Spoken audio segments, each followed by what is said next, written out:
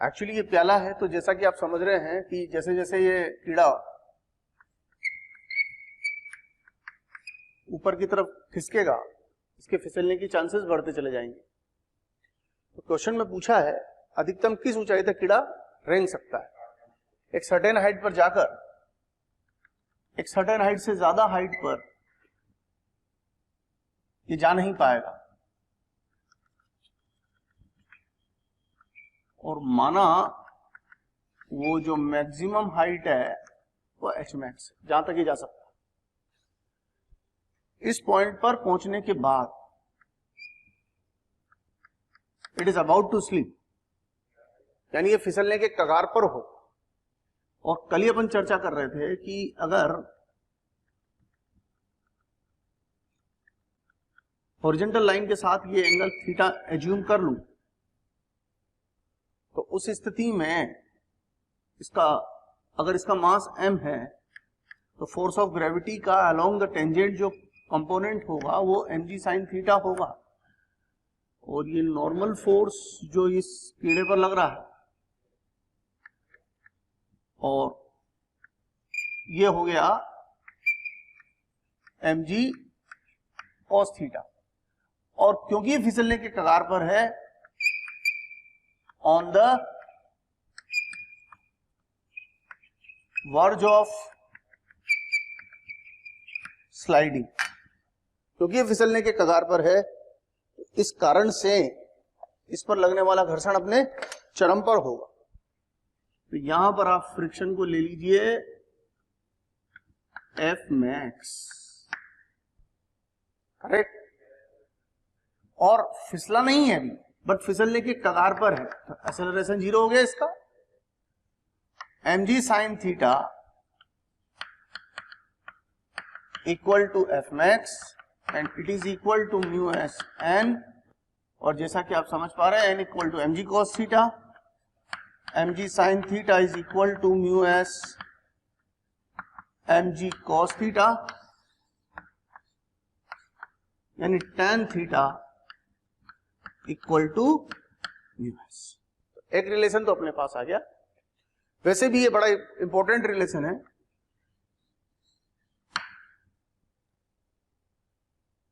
अब यहां पर जब कीड़ा या वस्तु फिसलने के कगार पर होती है, तो उस बिंदु पर खींची गई स्पर्श रेखा अगर क्षैतिज के साथ थीटा कोण बनाए तो tan थीटा का मान स्थैतिक घर्षण गुणांक के बराबर होता है। ये बड़ा अपने आप में एक इंपॉर्टेंट कॉन्सेप्ट है जो आपको अपने दिमाग में भी बनाए रखना है। अब अपने से क्वेश्चन में h पूछा है, तो ये तो फिजिक्स हो गई। अब थोड़ा सा मैथमेटिक्स की बात कर लेते हैं।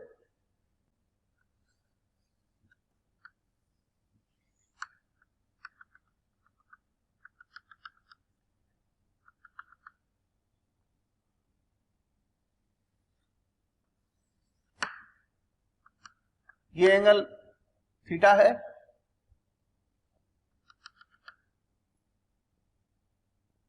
यहां पर इसके अकॉर्डिंग ये वाला एंगल आपका 90 माइनस ये वाला एंगल थीटा है, तो ये वाला एंगल थीटा हो गया, ये वाला 90 माइनस थीटा हो गया, तो ये वाला एंगल थीटा हो गया। वैसे भी एक सिंपल फंडामेंटल हमेशा याद रखिए कि अगर दो रेखाओं के बीच का कोण 90 डिग्री, दो रेखाओं के बीच का कोण थीटा है, तो उन दोनों रेखाओं पर परस्पर लंबवत रेखाओं के बीच का कोण भी थीटा ही रहा हो। ये पॉइंट आप दिमाग में रखिएगा, बार बार जरूरत पड़ती है अपने को इसकी। आप नोटिस करिए, ये वाली जो लाइन आप देख रहे हैं, ये लाइन इस पर लंबवत है, ये लाइन जो आप देख रहे हैं ये इस पर लंबवत है, और जैसा कि आपको जानकारी है इन दोनों के बीच का जो कोण है वो थीटा है, तो जाहिर है इन दोनों के बीच का कोण भी थीटा रहा होगा। मैंने भी यही बात बोली थी आपको कि दो रेखाओं के बीच में बनने वाला कोण अगर थीटा है तो उन पर परस्पर लंबवत रेखाओं के मध्य भी बनने वाला कोण थीटा ही हो। अब यहां पर हम सिंपल मैथमेटिक्स का इस्तेमाल करते हैं। ये पूरी लेंथ r, ये भी r है, तो यहां से लेकर यहां तक की जो लंबाई है ये r cos थीटा हो गई बच्चों, और ये h लिया हुआ है हमने hm, तो r cos theta plus hm equal to r है। आपको h मैक्सिमम चाहिए, तो h maximum is equal to r into 1 minus cos theta. और आप जानते हैं अगर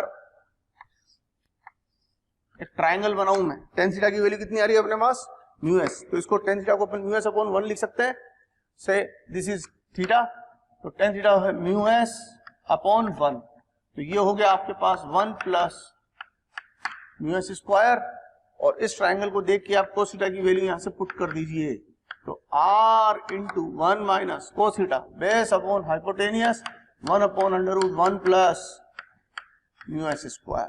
तो इस तरीके से हमारे पास क्वेश्चन का फाइनल आंसर आ जाएगा। देखो बच्चों, एक और एग्जांपल अपन ने यहां पर लिया है आपके सामने।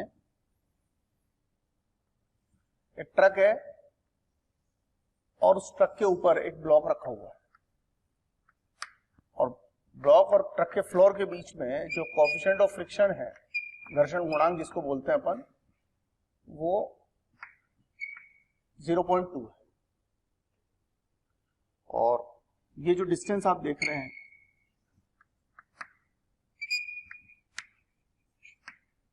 ये सफिशिएंट लॉन्ग डिस्टेंस है, और ट्रक का जो एक्सेलरेशन है वो 5 मीटर पर सेकंड स्क्वायर। लेकिन एक कंडीशन है इसमें, ट्रक एक्सेलरेट हो रहा है 5 मीटर पर सेकंड स्क्वायर की दर से, लेकिन केवल कब तक, 1 सेकंड तक, यानी कि ट्रक में जो एक्सेलरेशन है केवल 1 सेकंड तक है।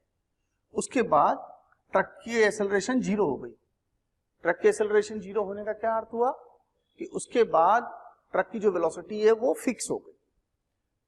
अपने को जो ग्राफ लोड करना है वो ब्लॉक की वेलोसिटी और टाइम के बीच में ग्राफ लोड करना है, कि ब्लॉक वेलोसिटी और टाइम के बीच में जो ग्राफ बनेगा वो कैसा ग्राफ बनेगा। यहां पर v ब्लॉक से मतलब है velocity of block with respect to ground, block का जमीन के सापेक्ष वेग। एक बात तो बहुत सिंपल सी है कि अगर मैं ट्रक की वेलोसिटी का टाइम के साथ ग्राफ बनाऊं तो ट्रक 0 से 1 सेकंड में के अंतराल में 5 की दर से त्वरित हो रहा है। 1 सेकंड बाद ट्रक का जो वेलोसिटी है वो 5 मीटर प्रति सेकंड हो जाएगा, और फिर उसके बाद नियत हो जाएगा। तो ये तो आपके पास ट्रक का वेलोसिटी टाइम के सापेक्ष हो गया, लेकिन अपने को क्या करना है, ब्लॉक का वेलोसिटी टाइम के सापेक्ष देखना है। बच्चों, सबसे पहली चीज तो ये समझ लें कि अगर हम ट्रक के सापेक्ष बात करें तो ट्रक के सापेक्ष अगर हम देखें तो छदम बल हो गया ब्लॉक के ऊपर m×5, truck non inertial category का फ्रेम हो गया हमारे लिए, क्योंकि ट्रक एक्सेलरेटेड है। मैं जो कहानी की बात कर रहा हूं वो t लेस देन और इक्वल टू 1 के लिए बात, 1 सेकंड से पहले की बात कर रहा हूं, यहां से यहां तक के इंटरवल में बात कर रहा हूं। तो सूडो फोर्स हो गया हमारे पास m×5, और मैक्सिमम फ्रिक्शन फोर्स है 0.2 mg, और ये इससे बड़ा है। इसका मतलब ये इसको ट्रक के रेस्पेक्ट में दाएं ओर लेके जाने की कोशिश करेगा तो फ्रिक्शन बाएं ओर लगेगा। तो ब्लॉक के पास जो एक्सेलरेशन आएगा रिलेटिवली, ये जो एक्सेलरेशन है ये ब्लॉक का ट्रक के सापेक्ष त्वरण है, वो हो जाएगा इनका डिफरेंस डिवाइडेड बाय मास, और ये वैल्यू आ गई हमारे पास 3 मीटर प्रति सेकंड स्क्वायर। यानी कि 1 सेकंड तक ब्लॉक 3 की दर से त्वरित हो रहा, किधर की तरफ, दाएं ओर, और उसका जो इनिशियल वेलोसिटी वो 0 है। तो 1 सेकंड के बाद ब्लॉक के पास जो सापेक्ष वेग होगा, या v रिलेटिव का क्या अर्थ है, v रिलेटिव का अर्थ है ब्लॉक का ट्रक के सापेक्ष वेग। तो ब्लॉक का ट्रक के सापेक्ष वेग 1 सेकंड बाद 3 मीटर प्रति सेकंड होगा, v बराबर 80, प्रारंभिक वेग 0 है, बट किधर की तरफ, दाएं ओर, डायरेक्शन का ध्यान रखिए। जबकि t बराबर 1 पर ट्रक का जो वेग होगा वो v बराबर 80, 5 × 1 होगा, बट वो किधर की तरफ होगा, 5 मीटर प्रति सेकंड लेफ्ट में, ये लेफ्ट वार्ड होगा। अब यहां पर अगर हम थोड़ा आगे बढ़े अब हम बात कर रहे हैं t ग्रेटर देन 1 सेकेंड की। t ग्रेटर देन 1 सेकेंड पर हम चर्चा करें तो अगर हम जानना चाहते हैं कि अब क्या होगा, वही रिलेटिव टू ट्रक की बात कर रहा हूं, relative to truck. t greater than 1 पर ये सूडो फोर्स बंद हो जाएगा, ये फ्रिक्शन तो अपनी जगह बना रहेगा बट सूडो फोर्स बंद हो जाएगा क्योंकि ट्रक में एक्सेलरेशन समाप्त हो गया और इसके पास इनिशियल वेलोसिटी है 3 मीटर पर सेकेंड की। तो धीरे धीरे क्या होगा,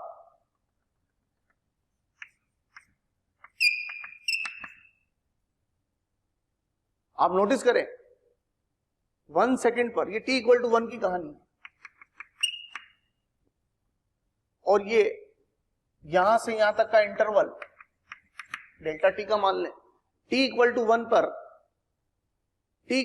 पर सूडो फोर्स खत्म, सिर्फ घर्षण बल रह गया क्योंकि सूडो फोर्स किस लिए खत्म, क्योंकि ट्रक में त्वरण समाप्त हो चुका है। और t इक्वल टू 1 पर ब्लॉक के पास जो वेलोसिटी है वो 3 मीटर पर सेकेंड की है। तो आप नोटिस करें ये फ्रिक्शन पीछे है, फ्रिक्शन फोर्स, और वेलोसिटी आगे है, तो ये फ्रिक्शन फोर्स इसकी वेलोसिटी को धीरे धीरे कम करेगा, अल्टीमेटली ये इसे रोक देगा। तो सवाल ये है कि यहां से यहां तक आने में कितना समय लगेगा, स्टॉपिंग टाइम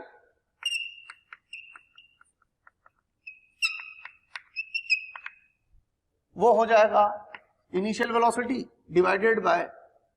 हमें इतना प्यार देने के लिए थैंक यू वेरी मच। हज़ारों बच्चे हमारे टीचर्स के वीडियोस का लाभ उठा रहे हैं और अपनी पढ़ाई में लगे हुए हैं। अपने डिस्क्रिप्शन बॉक्स में जो लिंक दिया हुआ है उसको क्लिक करके अपना एनरोलमेंट सुनिश्चित करें। जो बच्चे हमारे डाउट क्लियरिंग सेशंस में एनरोल होना चाहते हैं, हमारे स्टडी मटेरियल को पढ़ना चाहते हैं, वो अपने आप को रजिस्टर करवाएं। रिटार्डेशन, इसकी वजह से रिटार्डेशन आएगा 0.2 g, यानी कि ये हो गया हमारे पास 1.5 सेकेंड। कहने का मतलब क्या है कि 1.5 सेकेंड बाद ये रेस्ट में आ जाएगा। कहां से 1.5 सेकेंड बाद, 1 सेकेंड के 1.5 सेकेंड बाद। मेरी बात समझ में आ रही है? तो यहां पर अगर हम पूरी कहानी को समझें, ये सब कुछ ट्रक के रेस्पेक्ट में चल रहा है, तो अगर हम वी रिलेटिव की कहानी समझें, वी रिलेटिव का मतलब क्या है, velocity of block relative to truck, और टाइम के बीच में ग्राफ बनाए तो 0 से लेकर 1 सेकेंड तक ब्लॉक की वेलोसिटी बढ़ी, कहां तक पहुंची, 3 मीटर पर सेकेंड तक पहुंची, और फिर उसके बाद घटकर 0 पर आ गई। कितनी देर बाद, 2.5 सेकेंड के बाद। अगर हम ट्रक की वेलोसिटी की बात करें,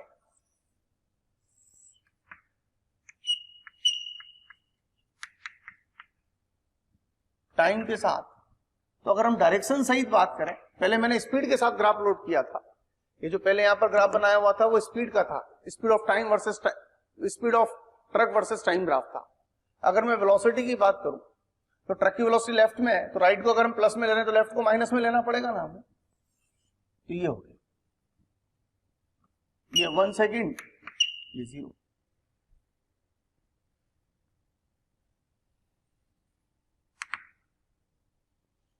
ये ट्रक के लिए हो गया। ये आपका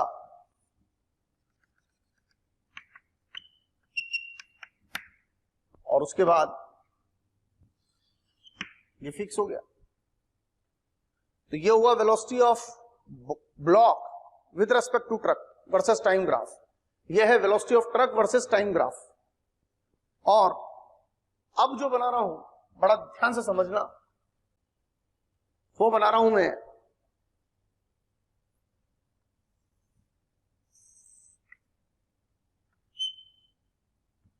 velocity of block with respect to ground versus time graph.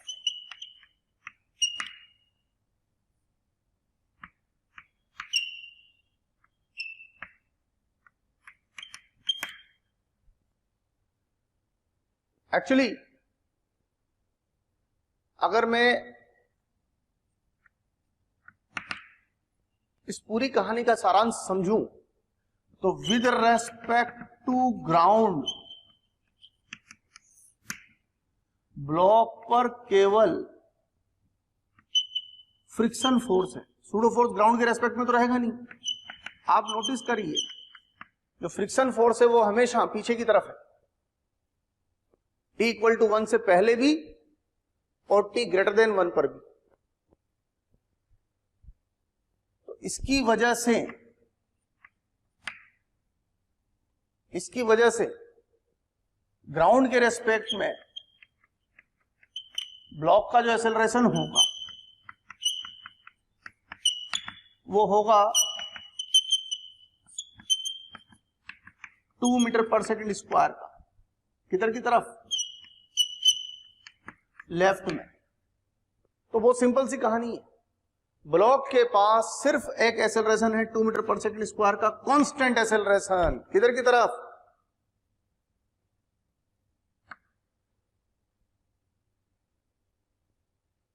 To metre पर सेकेंड स्क्वायर का कांस्टेंट एक्सेलरेशन लेफ्ट में। तो अगर मैंने राइट को प्लस में बोला है तो लेफ्ट को माइनस में बोल दूंगा। तो आप समझ सकते हैं velocity at t equal to 2.5 is equal to 2 into 2.5 equal to 5 metre पर सेकेंड लेफ्ट में। क्या मतलब है इस बात का कि ब्लॉक का एक्सेलरेशन 2 मीटर प्रति सेकंड स्क्वायर का है। कब तक? जब तक कि ब्लॉक तुलनात्मक रूप से स्थिर नहीं हो जाता। यहां तक ये t लेस देन और इक्वल टू 2.5 सेकेंड तक ब्लॉक में त्वरण सिर्फ 2.5 सेकेंड तक रहेगा जमीन के सापेक्ष, क्योंकि ब्लॉक को ट्रक के सापेक्ष रुकने में 1 सेकेंड तो ये और 1.5 सेकेंड ये 2.5 सेकेंड लग रहे हैं कुल मिला के। यानी 2.5 सेकेंड के बाद ब्लॉक ट्रक के सापेक्ष स्थिर हो जाएगा, साथ साथ चलेगा उसके। और 2.5 सेकेंड बाद ब्लॉक का वेलोसिटी होगा 5 मीटर पर सेकेंड, वही तो ट्रक का वेलोसिटी है लेफ्ट में। अगर मैं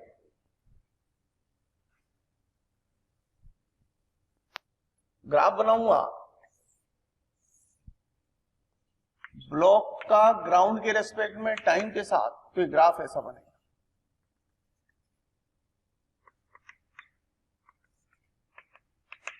-5 मैंने लेफ्ट की वजह से लिखा है, यहां लेफ्ट में लिखा है ना, मैंने लेफ्ट साइड को माइनस में लिया, राइट को प्लस में लिया है। ये राइट लेफ्ट प्लस माइनस। अगर मैं उल्टा कॉम्बिनेशन कर दूं, ये प्लस ये माइनस ले लूं, तो जो ग्राफ नीचे है वो ऊपर आ जाएगा, जो ऊपर है वो नीचे आ जाएगा। तो ये तीनों ग्राफ आपको पता लग गए होंगे। ये जो ग्राफ था ये velocity of block relative to truck था।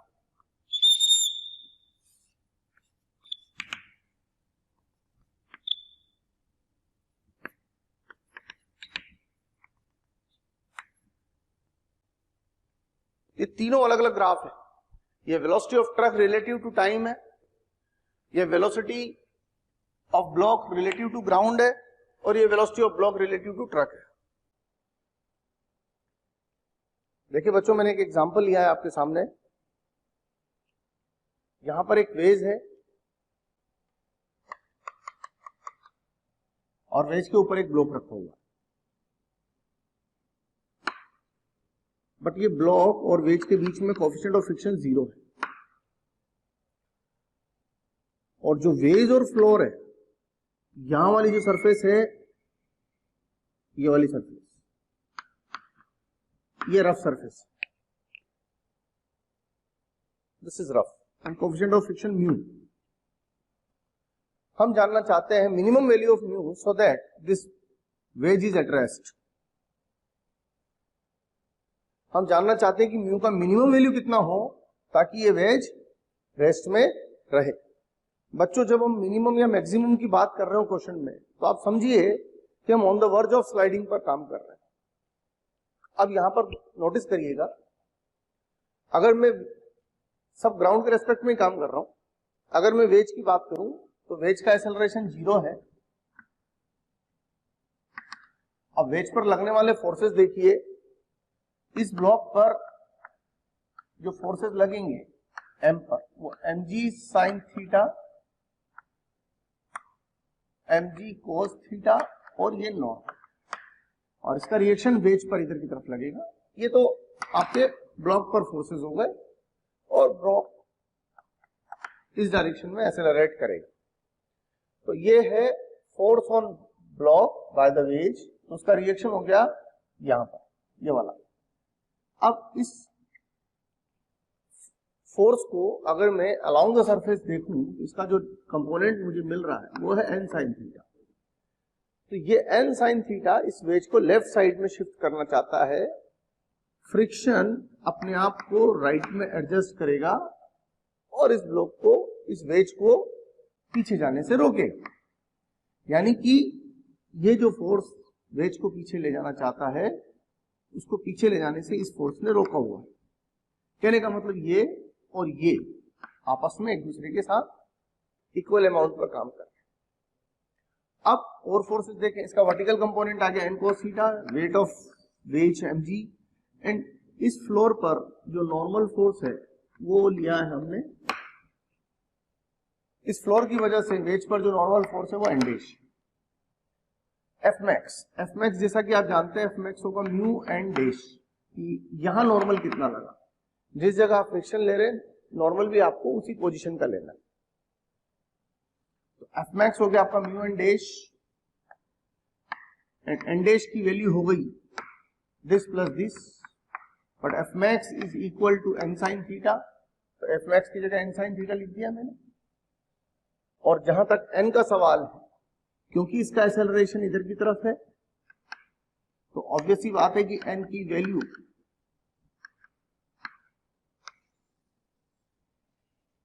mg cos थीटा के इक्वल रही होगी।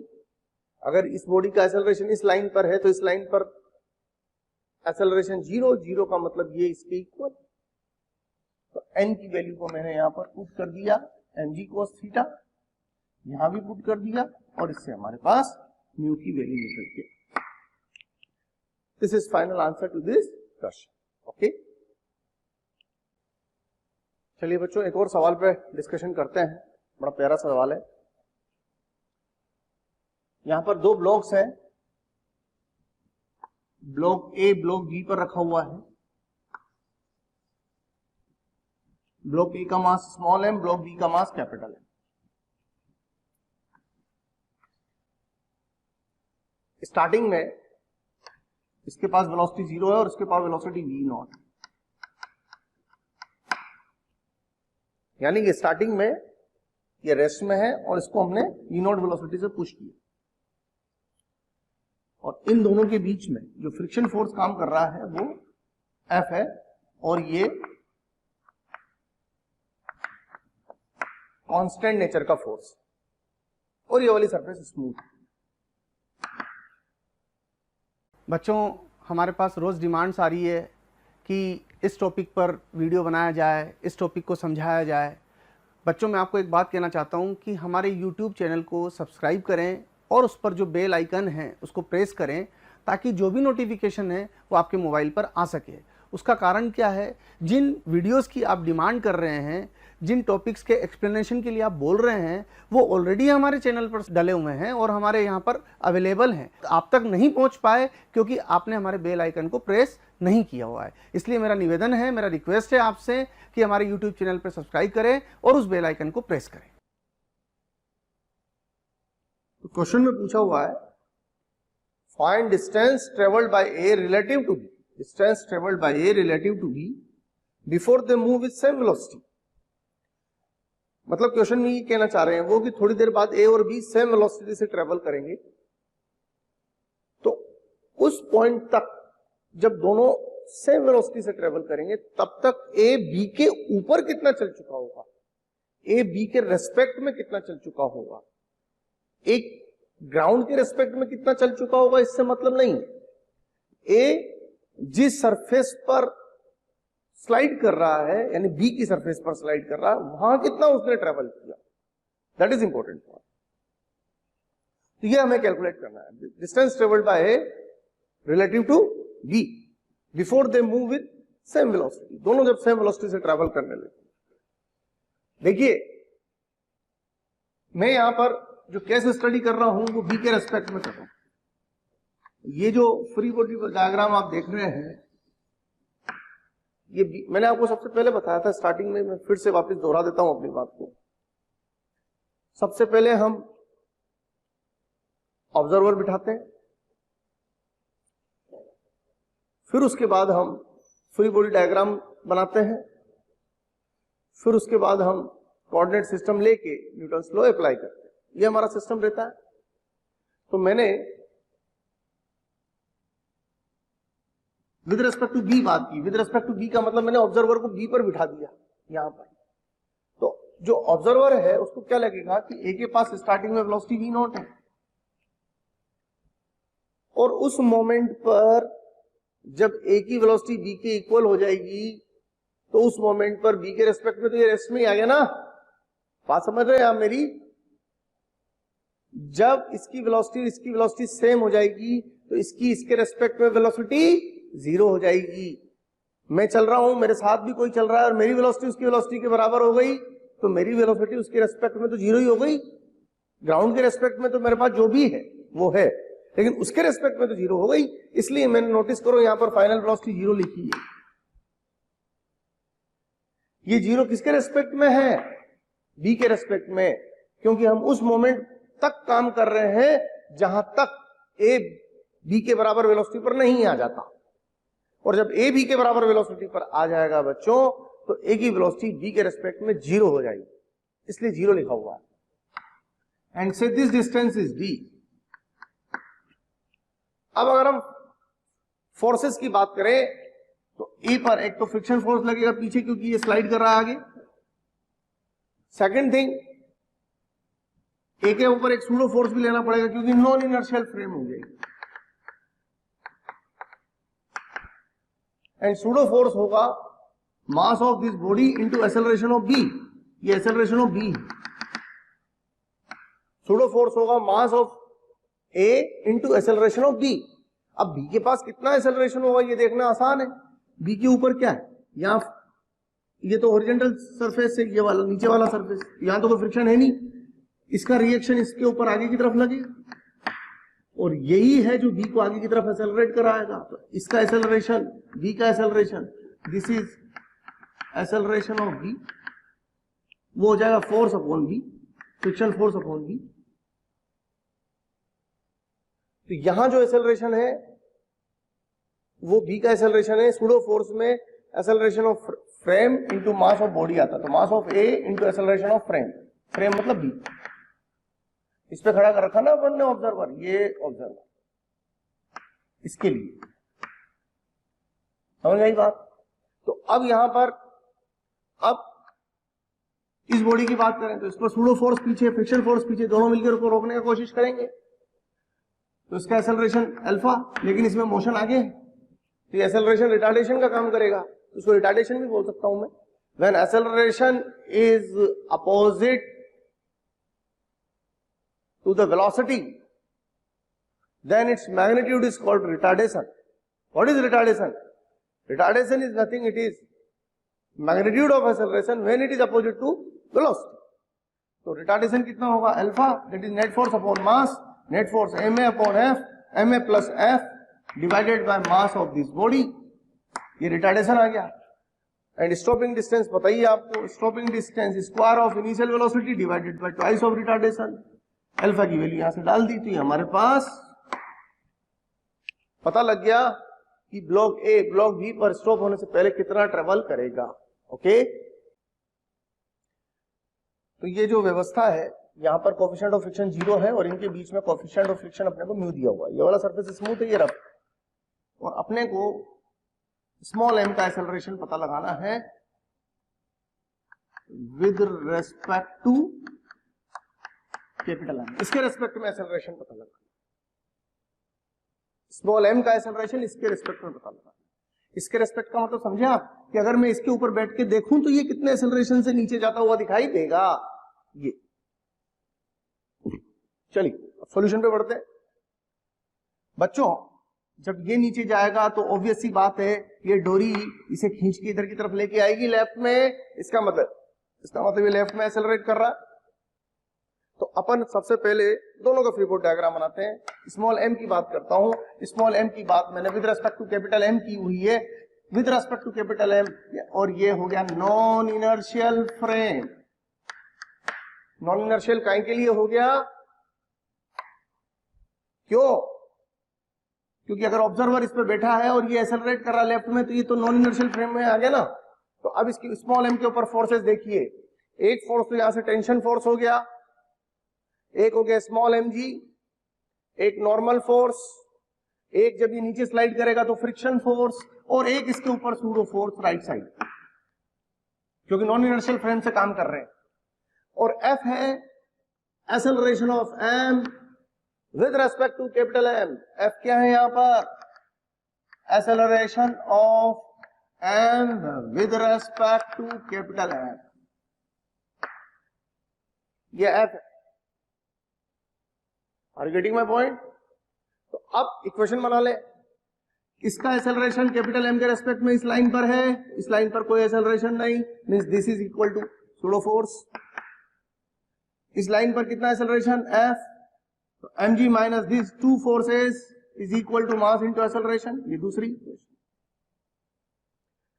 इसके लिए बात करें तो इसके ऊपर हॉरिजॉन्टल लाइन पर एक फोर्स यहां, एक फोर्स यहां, इस सरफेस पर स्मॉल m का धक्का लगेगा राइट में, ये नॉर्मल फोर्स, बट ये ट्रेवल कर रहा है किधर की तरफ, लेफ्ट में, विद एक्सेलरेशन है। तो इक्वेशन क्या बनेगी, 2t minus normal force equal to its mass into acceleration. ये विद रेस्पेक्ट टू ग्राउंड बना हुआ, ये विद रेस्पेक्ट टू ग्राउंड है। ए क्या है यहां पर, acceleration of m, this is acceleration of m with respect to ground, ये वाला फ्री।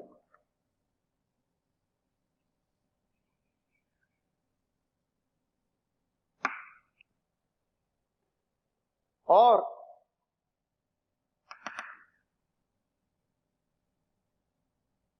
इसकी इक्वेशन बनाए तो 2t minus n equal to m है, 2t minus n equal to m है। और ये हो गया 2t equal to m plus m है। n की वैल्यू यहां से पुट कर दी मैंने फ्रॉम फर्स्ट इक्वेशन, n की वैल्यू यहां से यहां पर रिप्लेस कर सकते हैं अपन, तो ये 2t की वैल्यू आ गई, इसको सेकंड इक्वेशन बोल दिया। एक इक्वेशन मैंने इसके लिए बना रखी है। अब यहां पर देखिए, ये इक्वेशन मैंने यहां से बनाई, t की वैल्यू यहां से पुट करी, t की वैल्यू यहां से यहां पुट करिए, n की वैल्यू यहां से पुट करिए, तो सिंप्लीफाई होकर इक्वेशन हमारे पास ये आ गई। इसको फर्दर सिंप्लीफाई किया तो ये फॉर्मेट बन गया, इसको मैंने इक्वेशन 3 बोल दिया। तो इस इक्वेशन का फॉर्मेशन मैंने किया mg minus T minus mu N equal to mf, यहां से किया, और फिर t की वैल्यू यहां से रिप्लेस की, n की वैल्यू यहां से रिप्लेस की, n लाया फर्स्ट इक्वेशन से, t लाया सेकंड इक्वेशन से, पुट किया, सिंप्लीफाई किया। अब सवाल ये कि ये वाला जो पॉइंट है, ये पॉइंट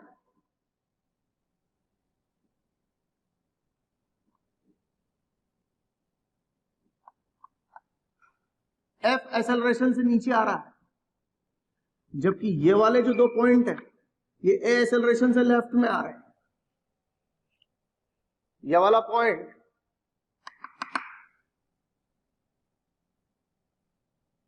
F एक्सेलरेशन से नीचे आ रहा है, और ये वाला पॉइंट, अब इस केस में क्या होगा देखिए, ये विद रेस्पेक्ट टू m बात कर रहा हूं, विद रेस्पेक्ट टू m बात कर रहा हूं, तो विद रेस्पेक्ट टू m ये वाला पॉइंट ए से इधर आता हुआ दिखाई देगा, ये एफ से नीचे जाता हुआ दिखाई देगा, ये वाला पॉइंट ए से इधर आता हुआ दिखाई देगा, तो ये L1 L2 L3 A4, but सारी लेंथ का सम मिला के total length L। Second derivative लिया 0 क्योंकि टोटल लेंथ तो कांस्टेंट है L1। ये एक्सेलरेशन इस लेंथ को श्रिंक करने का काम करेगा, तो यहां माइनस में ले लिया। इस लेंथ में कोई चेंजेस नहीं आ रहे हैं, इसको 0 ले लिया। ये लेंथ भी श्रिंक होगी, तो यहां माइनस ए आ गया। ये वाली लेंथ बढ़ेगी, तो यहां प्लस एफ आ गया, तो एफ इक्वल टू 2 है। क्या मतलब हुआ इस बात का कि अगर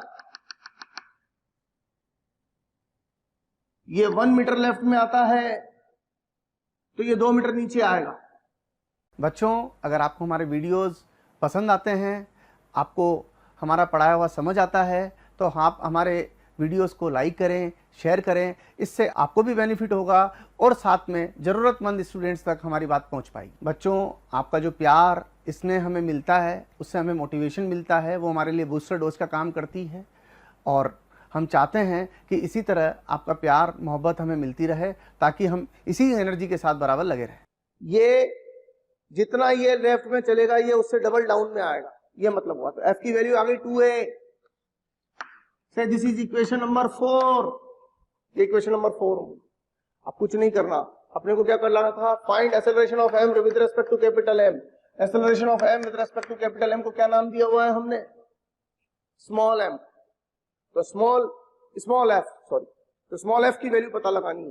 तो a की वैल्यू f/2 हो गई, a इक्वल टू f/2। ये f/2 यहां पुट कर दिया इस वाली इक्वेशन में, इक्वेशन नंबर 3 में, तो f/4 हो गया। और इसको सिंप्लीफाई किया तो f की वैल्यू निकल के आ गई। इसकी वैल्यू निकल के आ गई f। अंडरस्टैंड? तो ये जो मिला ये है acceleration of small m relative to capital M। लेकिन अगर आपसे कोई पूछे acceleration of small m relative to ground, इसका ग्राउंड के रेस्पेक्ट में कैलकुलेशन करना है, तो ग्राउंड के रेस्पेक्ट में कैसे कैलकुलेशन करेंगे समझिएगा। ग्राउंड के रेस्पेक्ट में भी कैलकुलेशन करना आसान है बच्चों। Acceleration of small m with respect to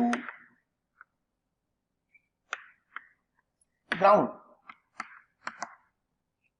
with respect to ground दो एक्सेलरेशन है, f इधर a इधर।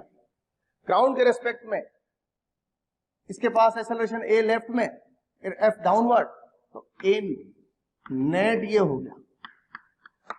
तो a net is equal to under root a square plus f। और अभी अपन ने थोड़ी देर पहले ही पता लगाया था a की वैल्यू f/2, तो f square by 4 plus f square, यानी अंडर रूट 5/2 इंटू f की वैल्यू यहां से आई चुकी है हमारे पास। तो ये वैल्यू हो जाएगी हमारे पास 2√5 mg divided by m plus 5m plus 2।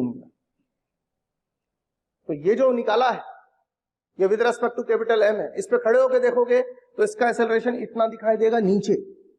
जमीन पर खड़े होके देखोगे तो ब्लॉक का एक्सेलरेशन आपको इतना दिखाई देगा, लेकिन किधर की तरफ, ऑब्लिक में, ऐसे इस लाइन पर। ये अगर अल्फा एंगल है तो tan अल्फा हो जाएगा f/a, tan अल्फा हो जाएगा f/a। और अभी हमने a की वैल्यू लिखी थी f/2, तो ये 2 हो गया, तो alpha equal to tan inverse 2। मतलब हॉरिजॉन्टल लाइन से tan इनवर्स 2 के एंगल पर नीचे की तरफ एक्सेलरेट करता हुआ दिखाई देगा। तो ये acceleration with respect to ground और ये acceleration with respect to capital M, ऐसे। ठीक है बच्चों? देखिए बच्चों, इस एग्जांपल में क्या दिया हुआ है और क्या हमें कैलकुलेट करना है। यहां पर एक वेज है और ये वेज एलिवेटर के अंदर फिक्स्ड है, यहां पर ऐसे एलिवेटर के अंदर फिक्स्ड है, और ये जो एलिवेटर है ये 2 मीटर पर सेकंड स्क्वायर के एक्सेलरेशन से ऊपर की तरफ जा रहा है, और एक 1 kg का छोटा ब्लॉक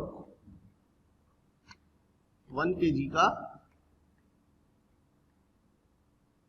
छोटा ब्लॉक वेज के ऊपर रेस्ट में है। Block is at rest with respect to wedge. 3 चीज अपने को देखनी है, एक net force on the block, second normal force on the block, and third friction force on the block. ये चीजें अपने को कैलकुलेट करनी। बच्चों कोई भी, मैं पहले भी बात कर चुका हूं आपसे इस बारे में, बार बार मैं आपको बोलता हूं, before making free body diagram अपने को रेफरेंस फ्रेम फिक्स कर लेना चाहिए। We must fix reference frame कि हम ऑब्जर्वर को कहां बिठाना चाहते हैं, हम कैमरा कहां फिट करना चाहते हैं, वो जगह अपने को फिक्स कर लेनी चाहिए। उसके बाद अपने को आगे बढ़ना चाहिए। तो अपन ने क्या किया, हम किसके रेस्पेक्ट में बात कर रहे हैं, एलिवेटर के रेस्पेक्ट में बात कर रहे हैं। यानी हमने जो ऑब्जर्वर है उसको एलिवेटर के अंदर ही बिठा दिया है। यहां बैठ के सारी बातें देखिए। ब्लॉक रेस्ट में दे रखा है विद रिस्पेक्ट टू वेज, यानी with respect to this observer this is at rest. Acceleration of block relative to elevator ये 0 दिया हुआ। अब फोर्सेस की बात करें, फोर्सेस कौन कौन से हैं। फोर्स ऑफ ग्रेविटी था, तो फोर्स ऑफ ग्रेविटी को मैंने रिजॉल्व किया इस तरीके से। एक रहेगा यहां पर normal force on the block by the ways, और एक सूडो फोर्स भी अपने को लेना पड़ेगा क्योंकि अपन ने कैमरा जहां फिट किया है वो चीज एक्सेलरेटेड है।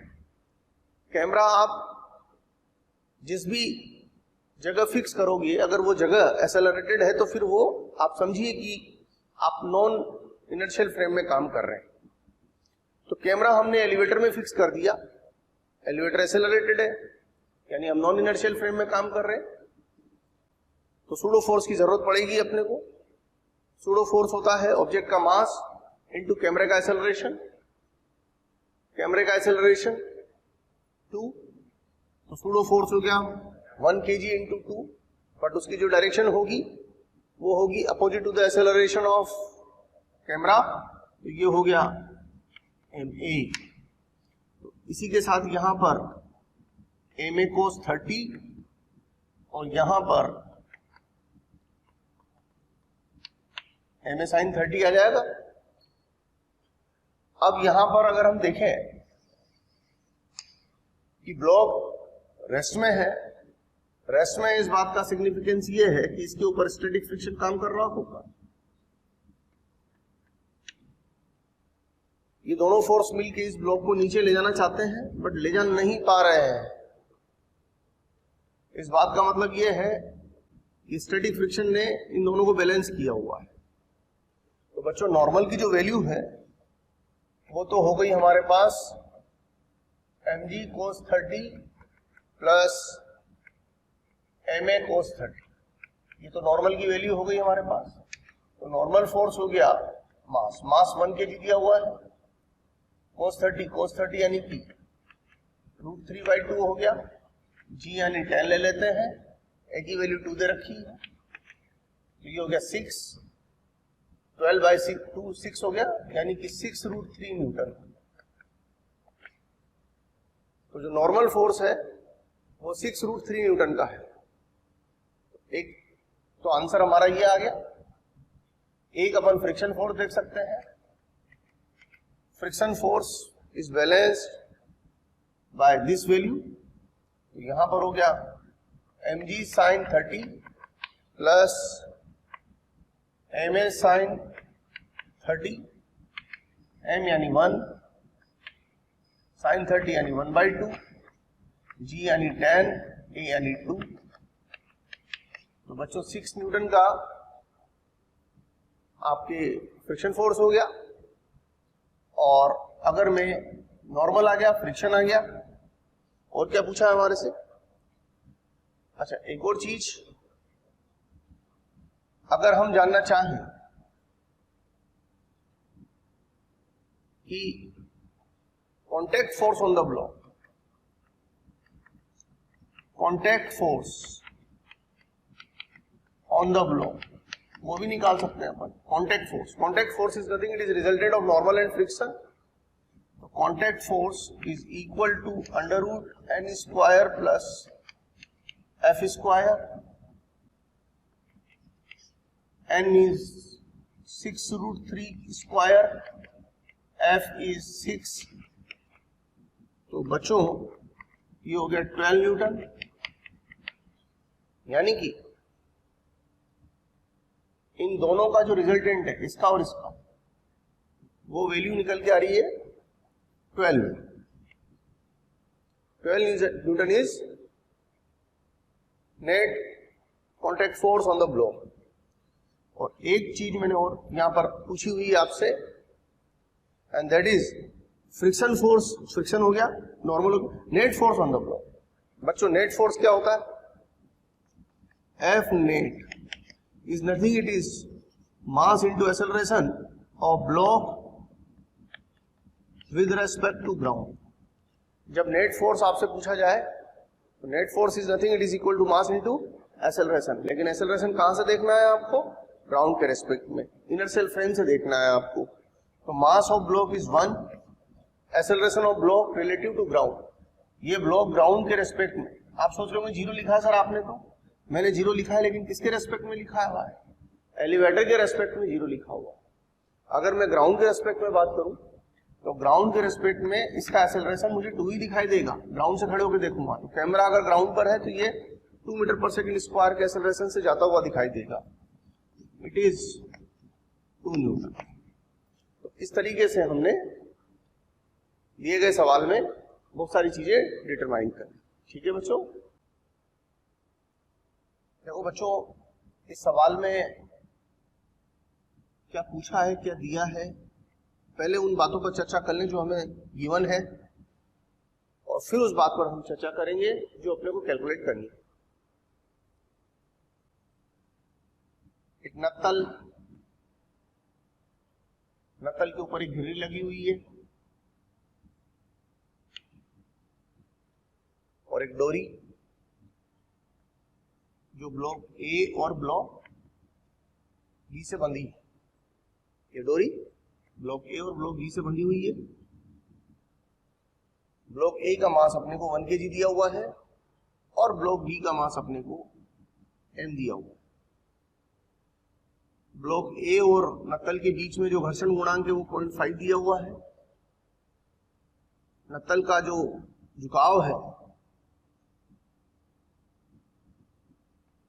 वो 37 डिग्री दिया हुआ है क्षैतिज के साथ।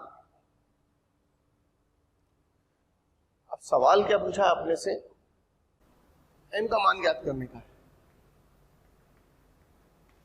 किस कंडीशन के साथ? जो यहां लिखी हुई कंडीशन मैंने बताई दी आपको। m का मान ज्ञात करना है दी गई शर्त के साथ। अब देखिए, सबसे पहले नियत वेग से जा रहा है यानी त्वरण शून्य, दोनों एक ही डोरी से बंधे हैं। ये इस डोरी की लंबाई के अनुदिश चल रहा है, ये इस डोरी की लंबाई के अनुदिश चल रहा है। तो यहां पर अगर हम फ्री बॉडी डायग्राम बनाएं ए का, तो नॉर्मल 1 kg यानी कि 1 into g cos of 37, 1 into g sine of 37 degree. Motion इधर की तरफ है, 0 एक्सेलरेशन के साथ, तो फ्रिक्शन काइनेटिक नेचर का होगा। इसी तरीके से अगर हम बी की बात करें तो बी का द्रव्यमान m मान लेते हैं, तो उसका भार mg हो गया। डोरी में तनाव T ले लेते हैं, यहां पर T इधर भी लगेगा और इसका त्वरण शून्य है और ये इससे डोरी से जुड़ा है, तो इसका भी त्वरण शून्य रहा होगा। अब दोनों के लिए तो फ्री बॉडी डायग्राम बनाने का काम पूरा हो गया। इक्वेशन फ्रेम करते हैं। इस डायरेक्शन में कोई मोशन नहीं, ये इसके साथ बैलेंस हो जाएगा। इस लाइन पर मोशन तो है लेकिन जीरो एक्सेलरेशन के साथ है, तो ये इन दोनों को बैलेंस कर देगा। तो T equal to 1 into g sine 37 degree plus F K, और यहां पर T equal to M G, T equal to 10 into sine 37 होता है बच्चों 3/5 लगभग एफ के। एफ के का मान आप देख सकते हैं, एफ के होता है म्यू एन। म्यू कितना दिया है बच्चों 0.5, एन बराबर है 1g कोस 37 के, तो g का मतलब 10 कोस 37 यानी कि 4/5, तो ये हो गया 1/2 इंटू 5, ये कैंसिल हो जाएंगे, 4 बचेगा, 4 न्यूटन। तो 4 न्यूटन का घर्षण बल है, तो ये हो गया 6 और 4 10 न्यूटन का तनाव, यानी कि डोरी में जो तनाव है वो 10 न्यूटन का रहा होगा। तो 10 न्यूटन बराबर m इंटू 10 मीटर प्रति सेकंड स्क्वायर, इसलिए m का मान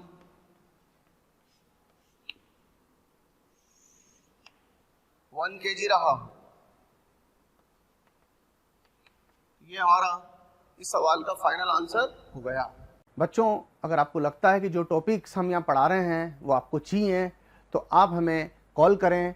हमारा नंबर है 180021217999। एक बार मैं फिर से रिपीट कर रहा हूँ बच्चों, नंबर बहुत याद रखना बहुत ज़रूरी है, 180021217999। Thank you very much.